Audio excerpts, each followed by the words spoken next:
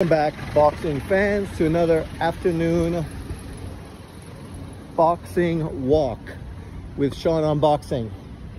So, of course, this Ryan Garcia, Devin Haney post-fight controversy has increased. Don't ask me. I don't know. I don't care. I haven't been watching.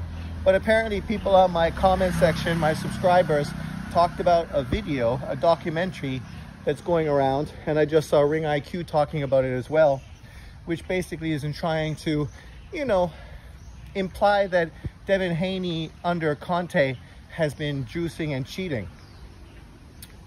And of course, this is being used as sort of a way to deflect from Ryan Garcia, obviously failed drug test. So there's the two obvious differences right there. One guy, like Manny Pacquiao, is being accused of something that he's never been caught doing, where the other guy literally got caught red-handed, kind of like Floyd Mayweather when the testers walked in and he was taking an IV before being tested. If you understand drug testing, you understand the reason why that is illegal by WADA protocol. It's because it's used as a way to mask blood doping and using performance-enhancing drugs. The same thing literally was implied against Ryan Garcia for doing the same thing. Yes, because everyone that knows anything about drugs, and I'm not a foremost expert on it, but I've obviously heard enough about it that I do understand that people use many different things to mask the drugs that they're using, right? People even talked about how Ryan Garcia was using marijuana to mask the drugs that he was using. That could be true. I have no idea. That was the first time I've ever heard about it. And considering that using marijuana can also get you suspended in trouble, Keyshawn Davis, I can't understand why you think using marijuana would be a good way to mask a different drug you're using. Because Keyshawn Davis got reprimanded and literally didn't have a victory go his way because of a failed test using marijuana. So, it's kind of simple-minded to think Ryan Garcia would use this as a way to mask a drug that he was using, considering we already saw what effect using marijuana could have on a boxer prior to that. But, it is what it is. I'm not here to pass judgment on anybody. But I wanted to sort of put my opinion and impression with what we've been seeing over quite a long period of time with regards to this whole SNAC Victor Conte situation, and just put some context to it. Whether you think people that are with SNAC are cheating or not, that's not for me to tell you. As I say, I don't care. You never see me commenting or pointing fingers at people that are part of the SNAC program, and there's a whole hell of a lot of them. But let's give some context. So Victor Conte was part of the Bow something group, which you could say is kind of like SNAC. And what it was a performance beneficial program to help top athletes get the best out of their ability. You had many renowned players, athletes, and participants involved in this Balco situation. And obviously afterwards, when the federal government closed them down, a lot of these names slipped out, sort of on the slide or on the downside. Obviously, one of the most recognized names from Balco was obviously Barry Bonds, who still hasn't been part of the Hall of Fame, the Baseball Hall of Fame. My favorite player, I'm just waiting for him to be submitted. But, because of his involvement with Balco, obviously that stopped him from becoming a Baseball Hall of Famer. You also had Shane Mosley, a boxer, who was part of it, as well as many other athletes that were all part of this big Balco scandal. And ironically enough, the head of this Balco scandal was none other than Victor Conte. The same Victor Conte now that's the head of the SNAC program. So when people want to look at Balco and now look at SNAC and think that, this might be the 2.0 version of Balco, This just might be an updated version from a guy that got caught the first time around, has made adjustments and perfected the art of PED use and brought it to a whole nother clientele, a whole nother level of athletes. Would you be surprised? Would it shock you? Or would you think, well, you know, it's happened once, who's to say it wouldn't happen a second time? And if you act as if it's impossible and it definitely could not happen a second time, now who really is the fanboy? Who is the person that's too ignorant to really have a fair discussion on things that are going on? As I say, I've never pointed fingers at any people that are part of Balco, or I've never pointed fingers at anyone that's part of SNAC. Many people have though, and I'm sure you've seen it throughout YouTube.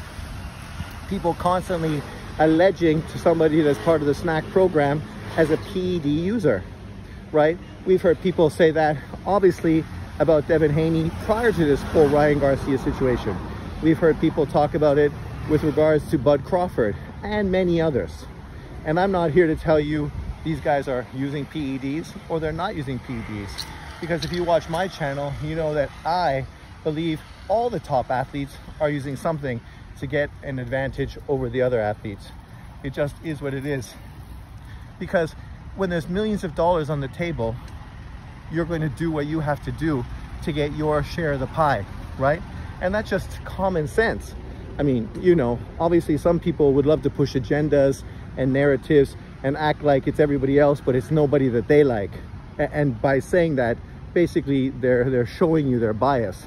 Because the truth is, for every finger you point at somebody else, 10 fingers could easily be pointed back at you. With this whole Devin Haney documentary, as I said, I haven't seen it. I ain't even interested. I don't care.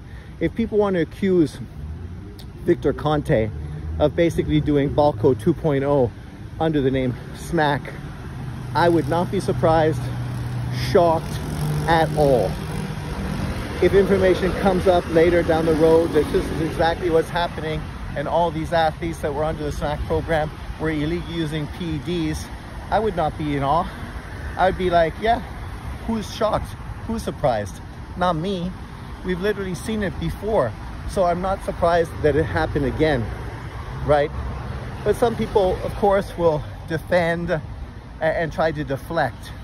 And it's fine. In truth, you don't need to. Because none of these athletes that are part of SNAC have been caught using any type of performance-enhancing drug. So they don't need to claim their innocence. The only time you need to do that is if you literally get caught, or you're Manny Pacquiao or some non-black American fighter, and then of course the supposition is of course you're guilty, whether that's a Golovkin who was using PEDs, or whether that's a Manny Pacquiao who was using PEDs, or whether currently, you know, it's an Inouye who is using PEDs, or it was an Anthony Joshua who was using PEDs, right? It's the same old situation.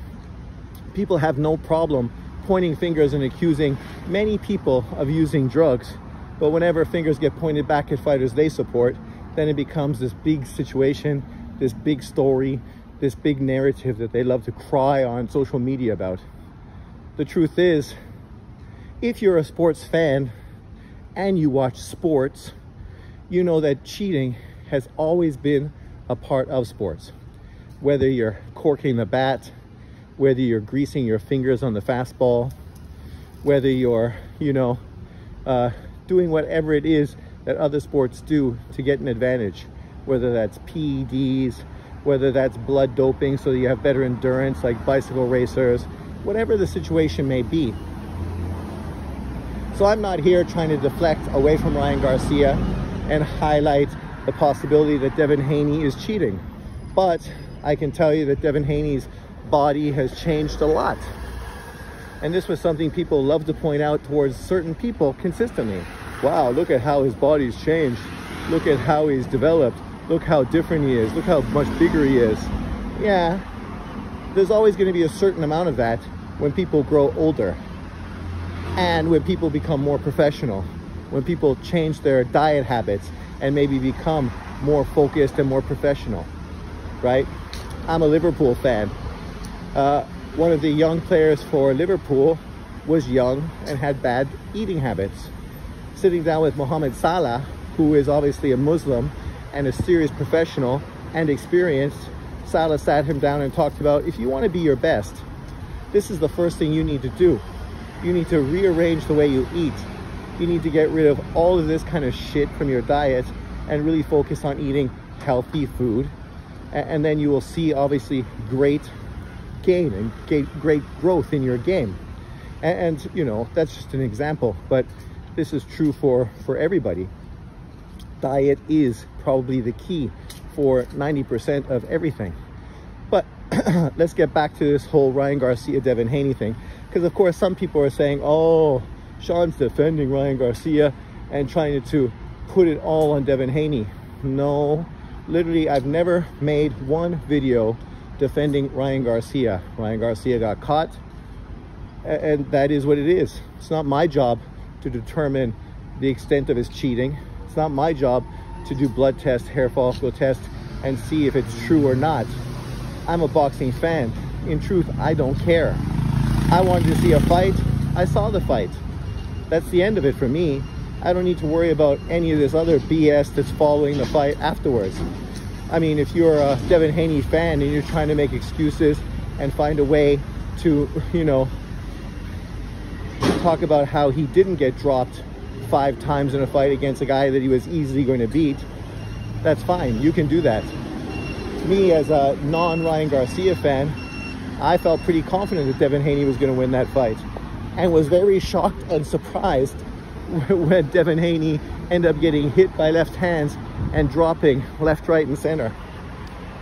But at the same time, I also said the fight was super close, and Devin Haney easily could have won that fight, because I felt when he wasn't getting dropped, he was winning the fight for the most part.